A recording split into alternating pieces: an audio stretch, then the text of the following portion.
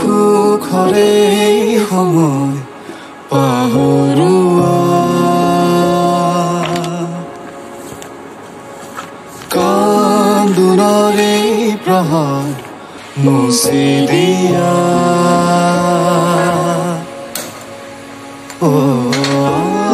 কুটিৰে চিৰাল আঙুলিৰে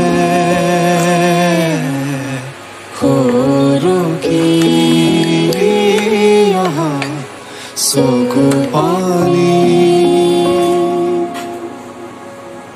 চুপনি ভাঙি হাঁহিব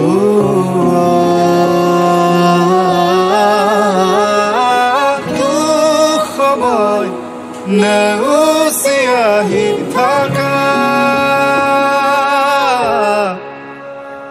কোৱা ঘৰ মোৱা দুভৰিৰে কথা জীয়াই থাক কাষৰ ৰদ জীয়াই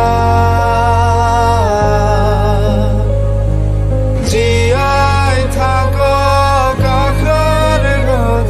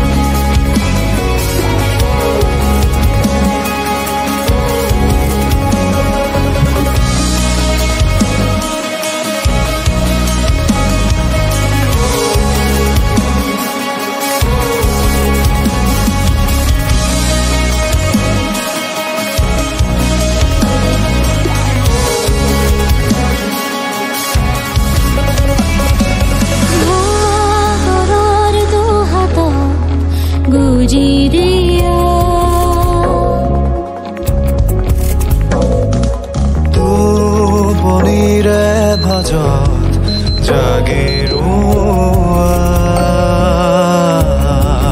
সপোনকে কোৱা জাগিৰোৱা। হেল্ল' দেউতা, গাটো ভাল পাইছেনে? পাইছোঁ। শুন, তুমি ভালদৰে পঢ়া শুনা কৰা। মোৰ দৰে তুমিও এদিন ডাক্তৰ হ'ব লাগিব নহয়। দেউতা, মই নীটৰ পৰীক্ষা নিদিওঁ নেকি? আপোনাৰ লগত যিটো ঘটনা সংঘটিত হ'ল, মই ডক্তৰ হোৱাৰ সপোন একেবাৰে বাদ দি দিছোঁ। হয় দেউতা, মই জানো মানুহে ডক্তৰসকলক ভগৱানৰ সৈতে তুলনা কৰে, কিন্তু ভগৱানৰ ওপৰত হাত তুলিব পাৰে বুলি মই ভবা নাছিলোঁ। আপোনালোকে ৰোগীৰ লগত ইমান যুঁজি নিজৰ সকলো সময় বাদ কৰি কষ্ট কৰি যায়, তথাপি মানুহবোৰ ইমান অবুজ কিয় দেউতা? আজি মোৰ লগত যিটো ঘটনা সংঘটিত হ'ল, মই বহুত কষ্ট পাইছোঁ। তথাপিও মই চিকিৎসাধীন হৈও মোৰ কাষতে থকা ৰোগীসকলক মই চোৱা চিতা কৰি আছোঁ। মইতো এজন ডক্তৰ। তুমি তোমাৰ কাম কৰি যোৱাখন, মোৰ আশীৰ্বাদ সদায় আছে তোমাৰ লগত। আৰু তুমি এদিন ডক্তৰ হ'বই লাগিব। আৰু ডক্তৰ হৈ তুমি সমাজক সেৱা কৰিব লাগিব।